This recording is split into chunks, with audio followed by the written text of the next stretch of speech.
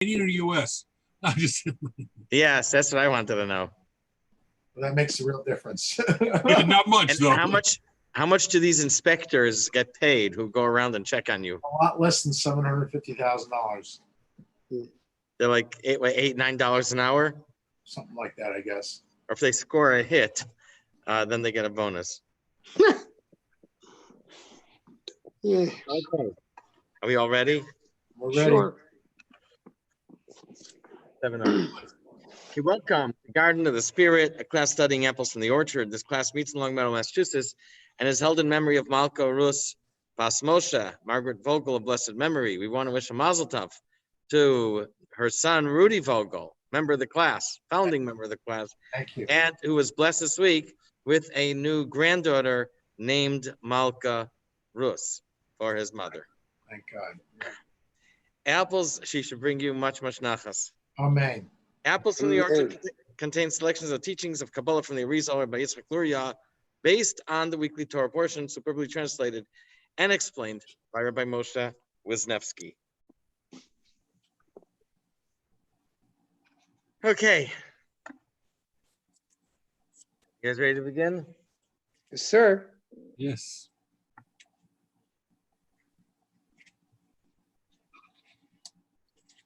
Did So we we're going. we finished Bracious last week? Well, we No, finished the first part of Bracious. Oh, first part, okay. we're in the addendum. Page 1125, if you're following in the book. Let me The new, I'm the gonna new, Go The get new your book. book. It's new stuff. New and not new, but it's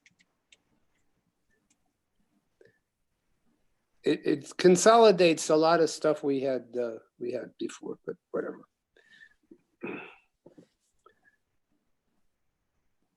He went to find his book. It might be gone for half an hour.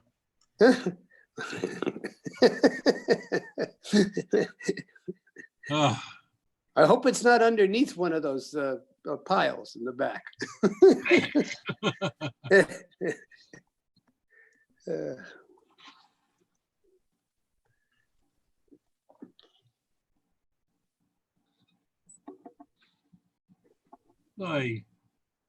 I know what's in all my piles, okay? Okay. oh, you heard that? Of course I heard that. Rudy's not on his game today. He's got some mural of a desert of a paradise island behind him instead of a schnitzel. It's Mallorca. Yes, exactly. It's your what? That's Mallorca. Mallorca? Yes, you know where that is? You're what? Your what? Your what? Your orca? You're Orca? Mallorca, You own a whale? Your orca. What? an island off Spain. In the Mediterranean. Orcas off the orcas. You own an island called Orca? Armin, you're not funny. With a Chabad Shliach, no doubt. And Sure. there is. Okay. There's a beautiful Chabad house in Gibraltar. Oh yeah? Yeah. There is there's a Jewish community there. Very Yes, they do. They have, in the shul, they have monkeys, literally. You have I don't know if monkeys? you're aware of that. Yes, there's monkeys. There's monkeys on the island and they go to the shul there. I'm serious. Can you count them for the minion? Unfortunately, You're not. stuck? They don't have a bris. You checked? Yeah. All right. Okay. Sounds like a punchline of a joke. So Lily, Yeah, Okay. Lily. Oh, sorry. So yes. So last week I realized, Rudy, I'm following the book. Last week we finished Voracious, section 1. And I like that in the back, he put the section in for each parsha. So this is Voracious section 2.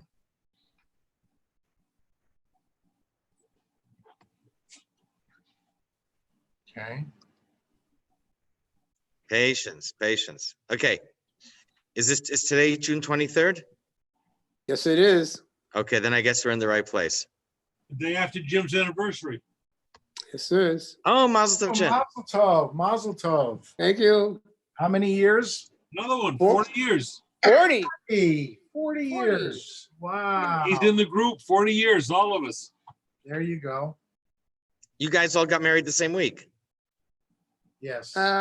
Really close. Really, well, Jim and I a day apart. Yeah. Okay. Now, when Adam met Chava,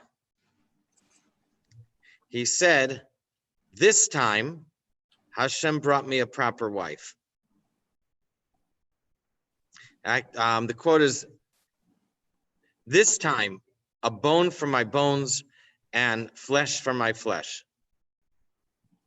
And this one will be called Isha, wife. What is the meaning of this time? In Pshat, it means he met all the animals who had mates. Hashem brought all the animals before him. They came in pairs. He saw they all have mates. He realized none were for him. None stimulated him. And then Hashem made for him Chava. So he said, this time, meeting Chava, this is a good match. Drush has a different emphasis. Drush, the Medrash says, Hashem first made him a wife while he was awake, and he was repelled by the process, the blood and guts and so on and so forth. No one pass out on me there, please. He says, this time, Chava was formed, the Torah says Chava was formed while he was asleep. He didn't see how she was made. And so here he felt, this time he saw an attractive woman.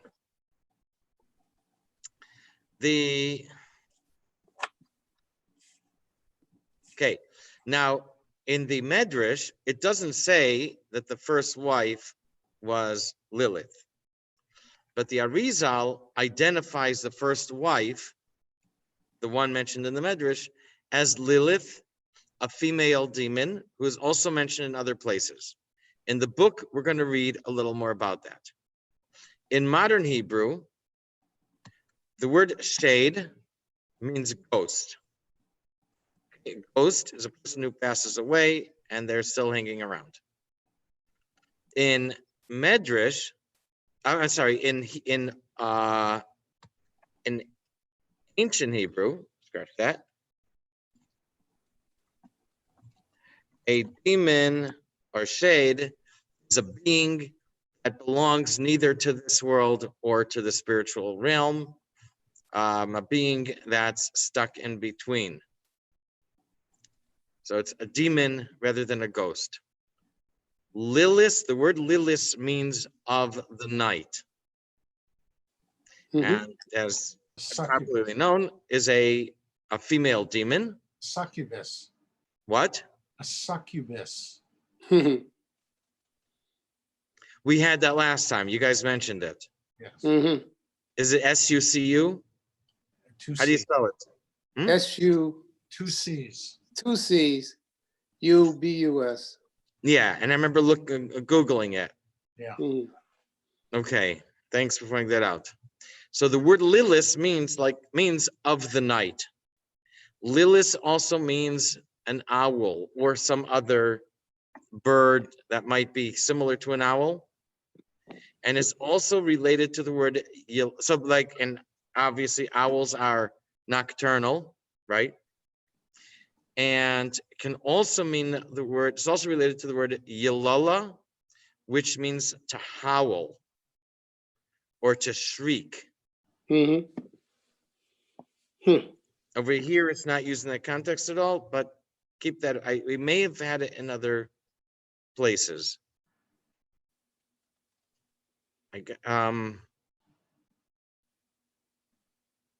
Either way, I guess it's something that makes your hair stand on end, whether it means a female demon, a succubus, or a howl.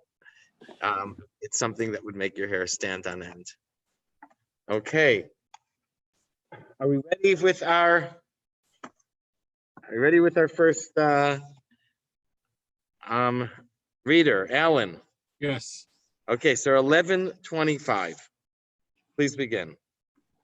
Adam said, this time, this one is bone of my bone and flesh of my flesh.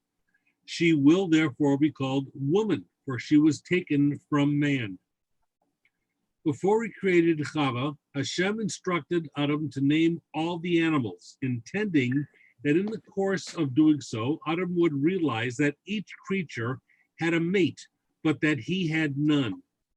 Adam considered all other creatures as mates, but of course realized that none of them were suitable and therefore felt alone. Hashem then created Chava and presented her to Adam. Seeing her and realized that she was his perfect mate, Adam said that this time, in contrast to all the other creatures he examined as possible mates, this one is exactly suited to me. Continuing his divine imperative to name all creatures, he gave her the name woman, Isha, which is just the feminine form of the name for man, Ish, indicating that they were both masculine and feminine versions of the same creature. The Arizal expounds the mystical meaning of this verse. 1 minute, let me read for you inside the Medrash.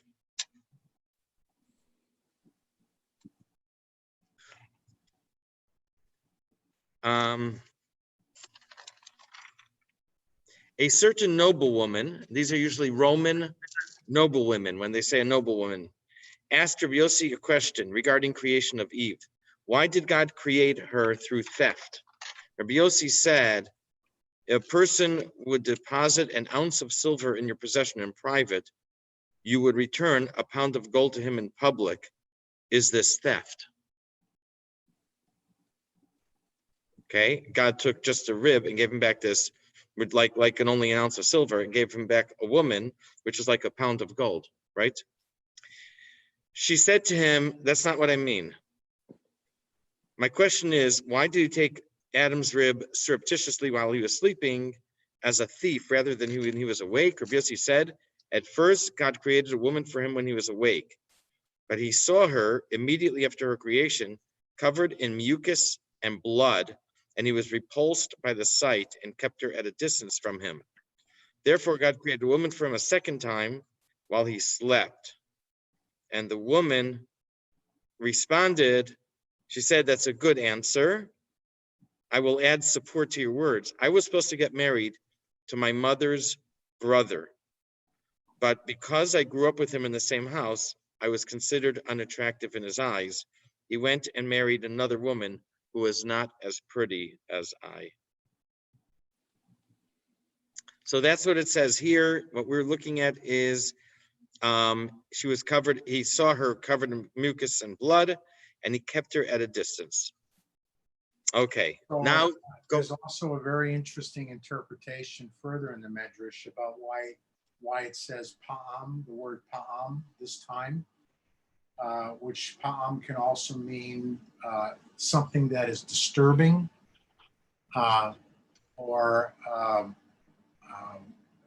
it's a foreshadowing to the fact that Eve is going to be the cause of his falling. That's why it says pa'am this time. Okay, pam also means pounding. Pounding, yeah. So maybe that's the connection. All right, like your heart's pounding. Yeah. Okay, good. Thank you, Rudy. Okay, Jim, continue. I'm Jim. Alan, continue. Our sages stated that before Chava was created, Adam had another wife, a preliminary version of Chava, whose name was Lilith. According to the Medrash, Hashem created a wife for Adam before the one mentioned explicitly in the Torah. But since Adam was not put to sleep when she was created, he saw her being formed out of a mass of bloody, dripping flesh, and he therefore lost all attraction to her. So Hashem put him to sleep when forming his second wife, and presented her to him fully finished and appropriately attired. In this context, Adam's words this time contrast the second Chava with the first, meaning that he found the second Chava attractive as Hashem had intended. What happened to the first Chava when Adam rejected? Whom Adam rejected? According to one opinion, this first wife returned to the dust from which she was formed. According to another opinion, she continued to exist for some time afterward, and it was over her that Cain and Havel were arguing when Cain killed Havel. According to this opinion, it would follow that Cain took her as his wife after killing Havel, and at least some of his progeny were thus descended from her. Inasmuch as Noach's wife, Naamah, was descended from Cain, it follows that again, according to this opinion, her genetic heritage might survive within us to the present day. Okay. Okay. One moment. So what this last sentence says, is that Noah came from the third son of Adam and Chava, Shes. His wife, according to a Medrash, his wife was a daughter of Lamech, who was a descendant of Cain. So that Cain, according to one opinion, so that Cain's line continued through the wife of Noah. And matching that with the opinion that Cain also married this first wife of Adam, then it's possible that her line continues as well. The Medrash reads like this. A lot of opinions on what Cain and Hevel were arguing about. Yehuda bar Abami says Cain and Hevel were arguing regarding the first Eve.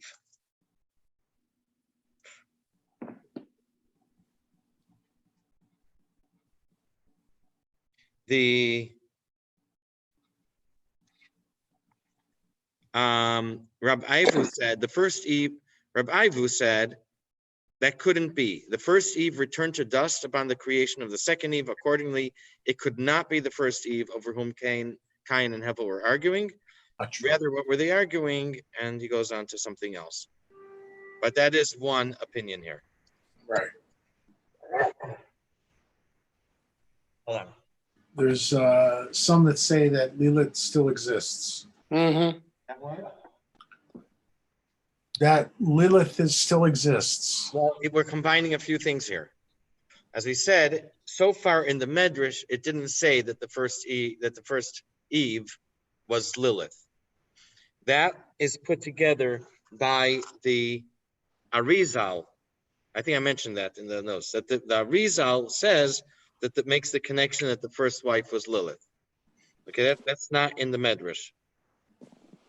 Before we go on, and we're going to come back to this in a minute, Rudy. Before we go ahead, did you? Gesundheit. Good. Thank you. Did you notice a word missing in that paragraph? Yeah, I put it in. 2. I put the 2 in. Great. Okay, thanks. I want to confirm. Okay, now, Alan, you're going to have to read 7 at the bottom. Can you read that? Should I do that after when I come to it, or do it now? Do after the paragraph. Right. Okay. I was going to. You ready? I'm ready. The Midrash does not mention the name of Adam's first wife. However, the Arizal accepts the tradition that identifies her as Lilith, whose name in Hebrew is related to the word for night. As we had now, I'll go down before I go that. No, yeah, finish the paragraph. All right. As we have seen repeatedly, Lilith is also the name of a female demon. The Arizal will now explain how Adam's first wife became this demon. Now, we're going to meet on the bottom 2 books. One book is The Wisdom of Ben Sira. And the second book is The Alphabet of Ben Sira. They are far from each other. So, Alan, go ahead. Please read 7. The earliest extant source for identifying Adam's first wife is Lilith in the alphabet of Ben Sira. Shimon ben Sira is known as the author of The Wisdom of Ben Sira, a book from the late biblical era that was not deemed to have been written with sufficient divine inspiration, a Ruach HaKodesh, to be included in the biblical canon, but that was still esteemed enough to be quoted numerous times in the Talmud. The authorship of the alphabet of Ben Sira, however, despite its attribution, is dated by most scholars as much later than the Wisdom of Ben Sira, that is between the 7th and 10th centuries. The Arizal evidently accepted its identification of Adam's first wife as Lilith, or alternatively, was privy to another tradition that has since been lost that identified her as such. So in other words, the alphabet of Ben Sira is between the 7th and 10th centuries. Yeah. 1,000 years old, maybe a little more. And I haven't Googled it. The Wisdom of Ben Sira, they say, was written by a merchant in Jerusalem. I think in the time of Yirmiyah Hanavi. And I guess there's a word for the books that were not included in the Tanakh. Griphia.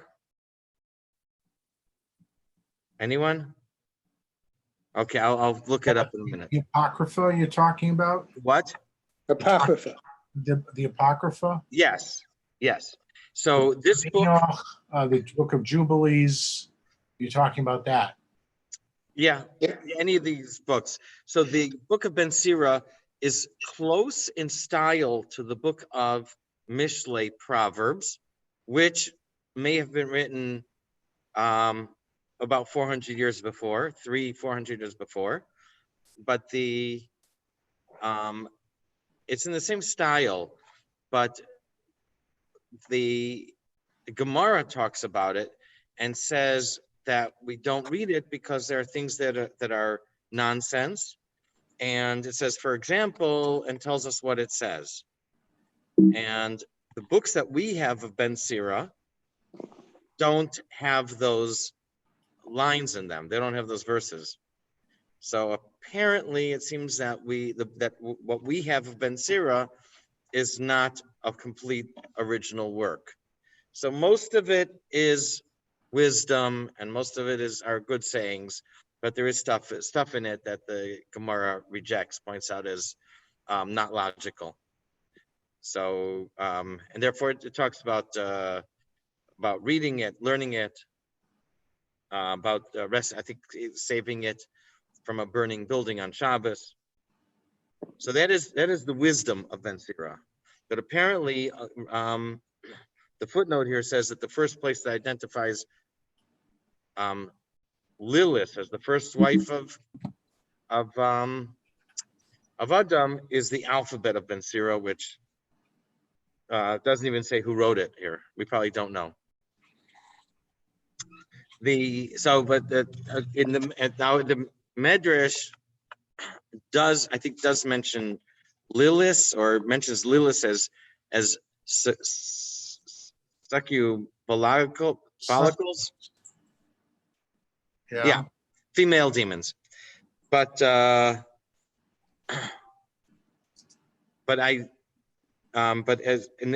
are places I know that in books that I've seen, I don't know what the source is though, that does refers to female demons as Lilith also.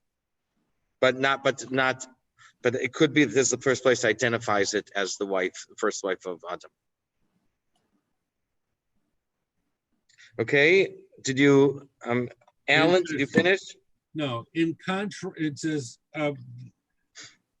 in contrast, the embellishment of the story of Lilith as Adam's first wife is found in the alphabet of Ben Sira, in which she in which she insisted on being on top of Adam in marital relations. Adam refused, and she flew away in anger. It's not mentioned in Arizal's works. We therefore have no indication that the Arizal accepted this aspect of the alphabet of Ben Sira's account of Lilith. If you Google Lilith, that will come up a lot. It is, but that idea, some of those ideas, but many of these things are much more recent and not necessarily authentic Torah sources. Okay, I'm going to go back. Hold on. Oh, we are here. I forgot to get out of it. Okay, number 4.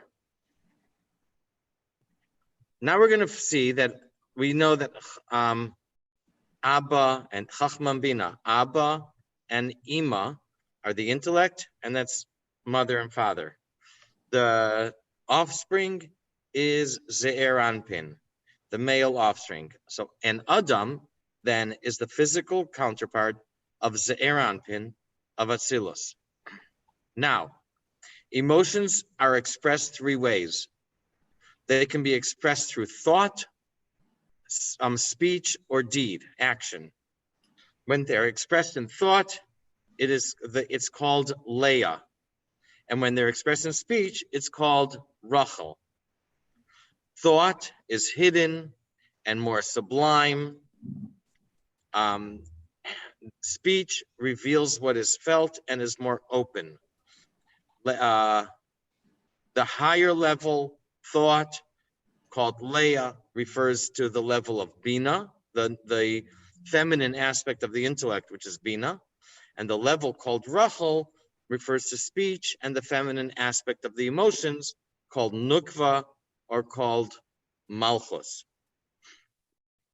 The level called Leah is higher than Ze'er Anpin, and it extends down to the midpoint or about the midpoint. That's not clear. I remember we also had in a few other places of Ze'er Anpin, and that is severe judgment. The level called Rachel is lower than Ze'er Anpin, and it extends upward towards Ze'er Anpin. Rachel, while both of these, being the feminine aspect, are gevura, are types of gevura, of judgment or severity. But Rachel is judgment that's been tempered with chesed, benevolence. Since it is the lower part of Ze'er Anpin, there the benevolence or kindness is revealed. So the Malchus gets tempered and it loses its sharp severity. Okay. Jim, would you like to continue? In order to understand what her essence was, know that Adam was created in the likeness of Ze'er Anpin. The Torah tells us that Adam was created in the image and likeness of God. In Kabbalah, this is understood to mean that Adam was created mirroring the parts of Ze'er Anpin, in which the emotions of Atzilus metamorphize, or foes, I'm not sure how that is, into a complete array of 10 Sifrot. There are 2 female Partzifim associated with Ze'er Anpin, known as Leah and Rachel. The emotions need means of expression in order to be manifest in the world. There are 3 such modes of expression: thought, speech, and action. Speech and action are both physical activities as opposed to thought, which is purely mental. So Ze'er Anpin requires 2 parts of him to receive his emotional content and express it to the world subsequent to Atzilus. I'm not clear on what this sentence means. You can continue reading. We can talk about it. I don't have a handle on it. These 2 recipients, that is feminine, parts of them, are named after Jacob's wives, Leah and Rachel, for reasons that we have explained previously. and will be explained again presently. Leah is the parts of thought, while Rachel is the parts of speech and action. Oh, and action. Correct. So, yeah, you were talking about it being speech only, but it was both. And I see Yeah. something else now. I see what I didn't get.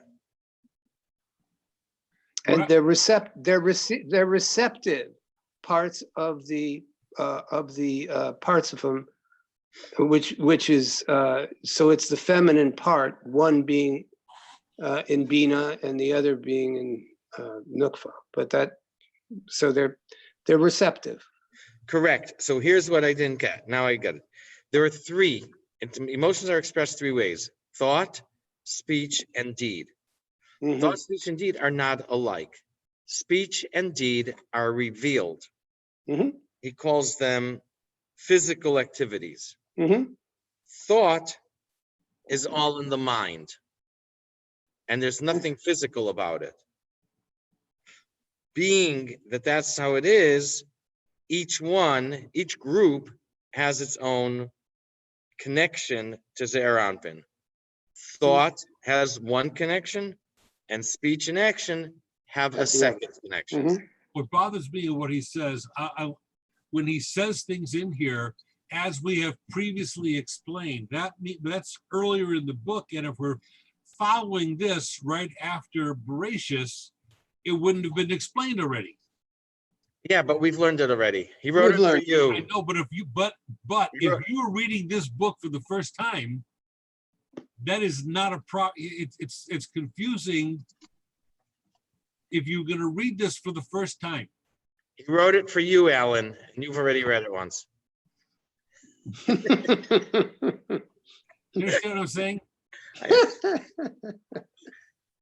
you read it the first time, you shouldn't say, as I previously explained, because that would have been you're reading the whole thing and then reading the addendums afterwards. Correct. Okay, it's true. Okay, continue.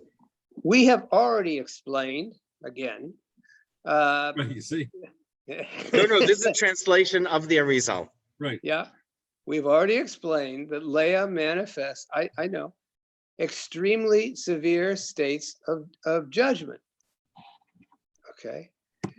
Since, I'm pretty sure I'm not sure where this was. Since she manifests the back side of Ima, the parts of Bina, and also because she is situated above Ze'er Anpin's midpoint. Okay, opposite the place on him where the states of Chesed are concealed. I'd like to do a little explanation if you guys want to watch. Here is Ze'er Anpin. Okay, remember there are 6 spheres here. The Bina is higher than Ze'er Anpin. It's the mother, and we've talked a few times how it extends downwards partway through the Ze'er Anpin. At that place of Ze'er Anpin, the Chesed, benevolence, is concealed, and therefore the severities of Bina remain in force. Mhm. The level that we call Rachel, on the other hand, is below in Nukva. It also extends into Ze'er Anpin, extends upwards, but again, only part way. And the place where Ze'er Anpin extends, where Nukva extends, over there, the Chesed, the benevolence, is revealed, and therefore it's able to temper the severities. Okay. Go ahead, you can continue. I think we talked about sweetened waters at one point. But anyway. So we've already explained that, all right, severe states of, okay, I've got it. Concealed imagery. Whereas Rachel is fully rectified since she is situated opposite Ze'er Anpin's lower half, the places where states of Chesed are revealed. Now, Ze'er Anpin is referred to as Adam since He was the manifestation of the 45 name, Chavaya, spelled out with olives, whose numerical value 45 is the same as Adam. Okay, let's look at 8. Ze'er Anpin corresponds to Hashem's name expanded to 45. That's Yud and then Hey and then Vav and the Hey. And the word Hey, the letter Hey, is expanded with an Aleph. And in this case, it equals 45. Hashem's name equals 45. What's interesting is that Adam also equals 45. Aleph, Dalet, Mem. So this is because, or it points to the connection between Adam and Ze'er Anpin. We're going to go a little bit into Milui here, the expanded spelling, which we've had many times. Hashem's name, Havaya, is the source of energy, and it's channeled through Elohim. So we're going to talk about the relationship, the correlation between Havaya, the Yud Kei Vav Kei, and Elohim. Hashem's name, Havaya, is the source of energy. It gets channeled through Elohim. Elohim focuses the source of energy in Havaya. In the same way, when in the relationship between male and female, the male represents the driver, like the source of energy, Havaya, and the female aspect is the vehicle for the driver, or the channel for the male aspect. So looking in this sense, Havaya represents the male aspect, Elohim represents the female aspect. The same thing is seen in expanded spelling. The primary letters are considered the masculine aspect. The secondary letters, the expansion, are feminine because we're going to talk a little bit soon, because they are contained within the primary letters.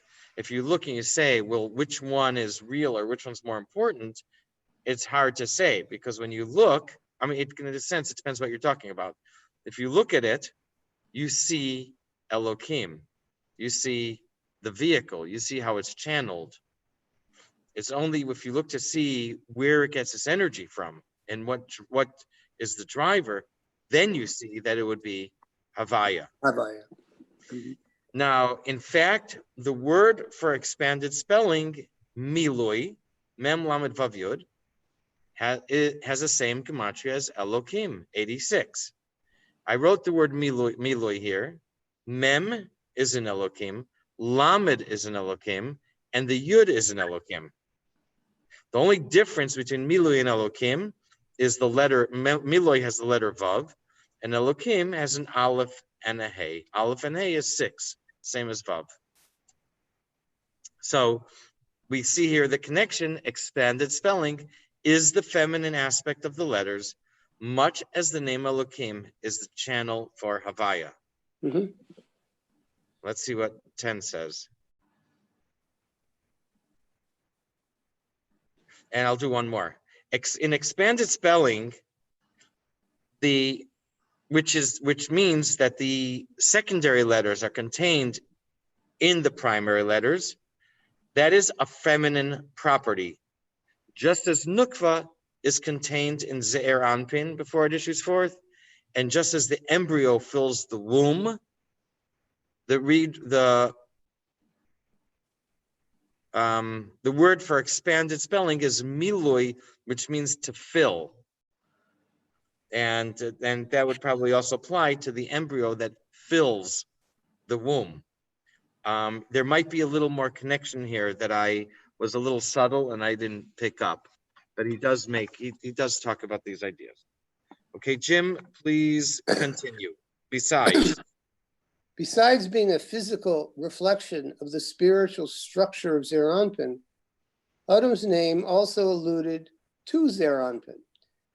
We have seen previously how the four principal ways of spelling out God's name, Havaya, the Tetragrammaton, add up to 72, 63, 45, and 52, respectively, and how these four spelled out names correspond to the four principal partzufim of each world, Abba, Ima, Zer Anpin, and Nukva.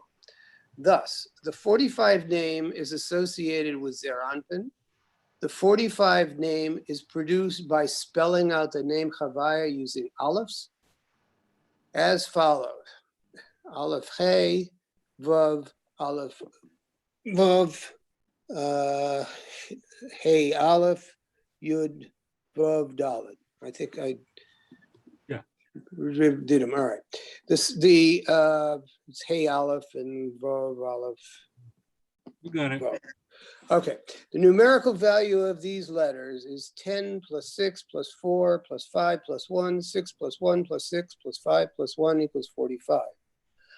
The numerical value of autumn is 1 plus 4 plus 40 plus is 45. Now, it is known that the letters of the name Havaya themselves are the principal, that is the masculine aspect of the name, whereas the letters used for filling out constitute the feminine aspect of the name. This is alluded to by the fact that the numerical value of the word for filling, milu, is the same as that of the name Elohim, which signifies judgment.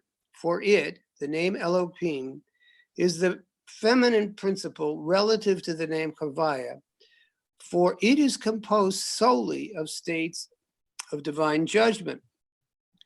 As we've noted repeatedly, the masculine and feminine aspects of any entity are its giver and recipient aspects. In this case of a divine name, the masculine aspect refers to the primary letters of that name, which contain within them all of the name's latent content. The filler letters used to spell out the name receive and express this latent content outward, just as the feminine receives the male seed and develops it into a new creature and gives birth to it. A similar dynamic holds true for the two divine names Havaya and Elohim. The intensity of the name Havaya is so great that it can only be manifest in the world by first being channeled or clothed within another, less divinely intense name. The main name that serves this purpose is the name Elohim, which is the only divine name used in the account of the creation of the world in the first chapter of Genesis, indicating that it was necessary for the name Havaya to be totally hidden within this name in order for creation of a world devoid of divine consciousness to occur. The reduction of divine intensity achieved by the name Elohim or similar process is termed judgment, because God evaluates, judges each level of creation with regard to how much divine revelation it can bear, and then reveals the corresponding intensity of divine consciousness in that world.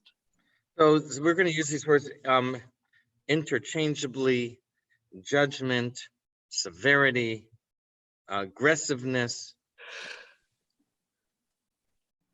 And we're going to see it also in the context of evaluate, deliberate, determine, analyze. Okay, go ahead. The numerical value of the word for filling in, the Hebrew milu, is 40 plus 30 plus 6 plus 10, which is 86. The numerical value of the name Elohim is 1 plus 30 plus 5 plus 10 plus 40, also 86. The letters used to spell out the name Havaya are also called its filling because all the power and the essence of Nukva, the feminine parts of, as well as all her energies and powers, are stored within the masculine principle Zeranpin. For the crown of Gevura is initially situated within Zeranpin. It is and only subsequently issues forth from it, such that the feminine principle is manifest as the filling of Zeranpin. Thus, the male Zeranpin is filled with a latent feminine revelation, Nukva, before it becomes manifest as an independent entity. For filling must be isomorphic with the uterus it fills, just as an embryo fills the mother's womb. The very concept of filling out, therefore, is necessarily, right, strike that is inherently a feminine phenomenon. Okay.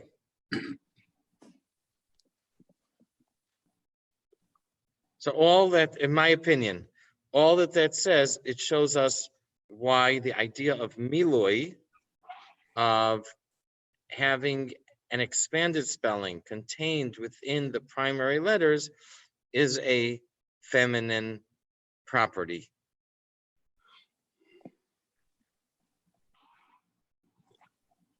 Any comments or questions so far? Yeah, so the question I have of you, Chaim, is that what is, and this is almost like a little bit of a rhetorical question, but I want to hear your opinion.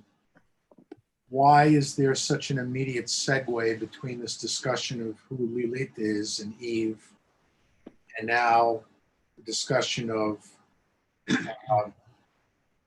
these attributes, the male and the female?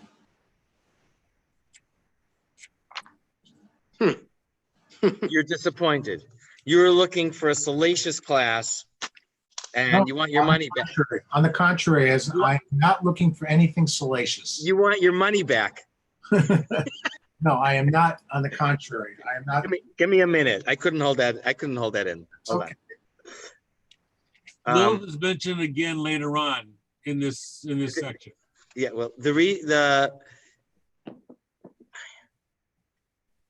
what he's establishing here is the relationship between male and female, between Adam and two female aspects. The feminine that is higher, the level called Leah, which is Bina, which belongs to intellect, the feminine aspect of intellect, and lower than Zeranpin is the level that is what we call Rachel, which is the feminine aspect of the emotions. So that's what he's describing right now. He's going to identify the first wife of Adam and Lilith as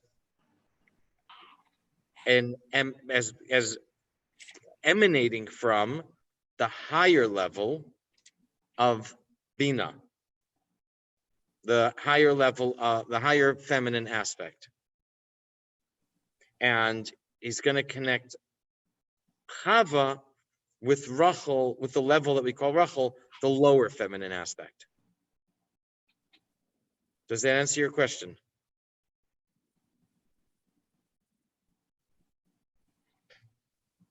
It's an answer.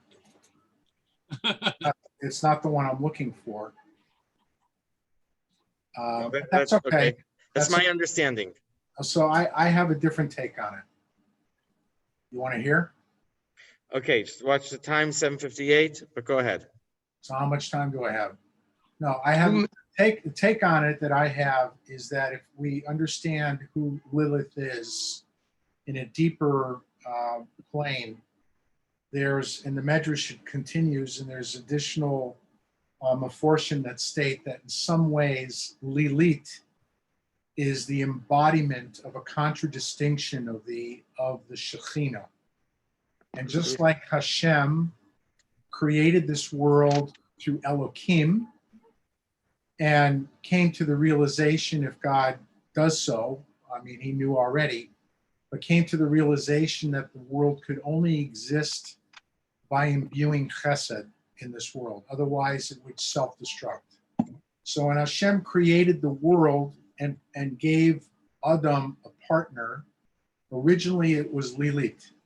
And just like the light that Hashem put into this world and could not be contained by the 7 shards and shattered those shards, the same thing happened with Lilith. Lilith was too strong an entity for Adam to partner with because of the force that this entity had. It was a contradistinction to the Shekhinah. And so because of that, the two of them would have been at war. Destruction would occur. Lilith, when she went away, where did she go? She went to the Sea of Reeds, which is where Bnei Yisrael ultimately stopped and sang what Shir Shirim, right? So Azir Shir. Azir Shir. And so Hashem changed. He changed the path, and he created Eve, which was a lesser force for man to couple with. And through that, the world was created the way that we know it. Could not have come about if Lilith had been the original partner, and they would have continued. So that's the connection between why the Arizal is now talking about Lilith and then Eve, and then immediately segues to the different parts of Fim. Why? Female. Because it links back to the reason why Eve had to replace Lilith. For the same reason that Hashem had to imbue in this world chesed and not just foundation of Elohim, because it would have destroyed itself.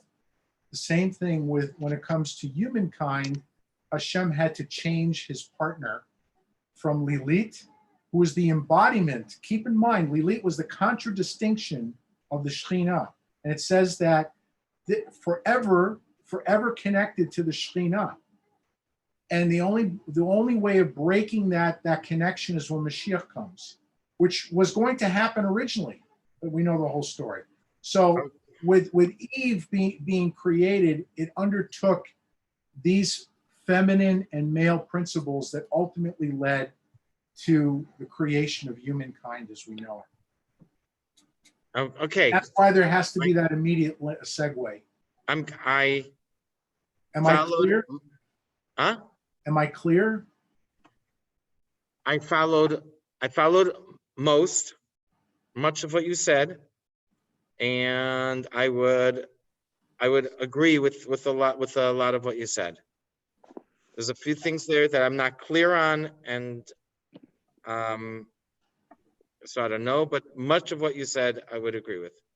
Well, there's enough factual evidence that Lilith did exist and probably still does. Okay, what happened to her, the myth of her legends and so on, who knows? But the point is that she was overpowering. Yeah, no one's disputing that. The idea of a demon named Lilith, no one's disputing.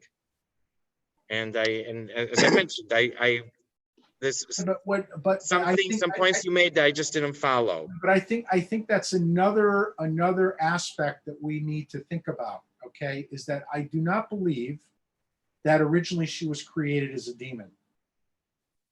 I believe she was created as a force, as an entity to couple with Adam, and she was overpowering. And ultimately, because she went against the intention of Hashem, she went into the world of darkness. She became a demon. What we skipped over, which is interesting, was that Lilith wanted to be on top, and Adam said no, and she What do you went mean away. skipped? What do you mean skipped? We didn't talk about it. in other We words. didn't talk about it, but it was there. She wanted to show. We read her- it. Yeah, but she wanted to show her superiority. She Adam wanted to said show her no. superiority. He said no. He said no, and she went away. And at that point, there was that transformation And she Well, went I away didn't- angrily. Correct. that Rudy is talking about. Well, That's- I didn't. Became a demon. We did. Alan read it in the footnote. No, I know we I read, didn't, I know, I didn't realize that you wanted to discuss it, but the point that's made is but that it the goes right. alphabet, we look for Torah sources. The alphabet of Ben Sira is not a Torah source. Understood, but there's also, isn't there a pirush somewhere, and you'll know better than I, that one of the other entry points for Mashiach to come is when there is equanimity amongst man and woman. Is when the world has equanimity between man and woman. Is another entry point for Mashiach. I'm not sure. Last week we spoke when Mashiach comes. So we said that the nukva, the feminine principle, will be superior. We had, I think, a verse. Yeah, we said that. No, you said that last week. Mhm. But it's very important to look to see what sources are. No, I understand that. There is the alphabet of Ben Sira is not. It's not. It's I not understand Midrash. it's not. It's not Torah. I know that. Okay, and that the Medrash is from the era of the Gemara or before Gemara. So we're Yeah. talking 2,000 years ago, Yeah. perhaps 1,800 years ago, 2,000 years ago. That is Medrash. The book, the alphabet of Ben Sira, I don't even know who wrote it. There is a book of Medrash that I found when I was looking for this. There's a book of Medrash that in Hebrew, I think from 1915. And if I'm not mistaken, I think I read stories of it when I was a kid in yeshiva in the 80s. There's a book in Hebrew, 1915. It's not Torah Medrash. It's a book of fairy tales. It's a book of legends that maybe some of it is taken from Torah, Well, but certainly some of it isn't, and could be much of it or all of it is not. Just because it's in Hebrew and just because it says Medrash on it doesn't mean that is a reliable Torah source. I am not disputing what you are saying, but I take opposition with the fact that whatever body of knowledge exists in this world is not by chance. No matter the source, it's here for a reason. Hashem planted it here for a reason. It is up to the individual to be so learned that you can distinguish between shtus and fact. But the point of the matter is that we can learn from everything. What do you learn from a praying mantis? Any idea? Patience. Exactly. What do you learn from the rioters? Chaos. People have other opinions. Just because there's a book that's printed in Hold on. Hebrew. Hold on a second. No, If you're you missing look on what I'm saying, page, Chaim.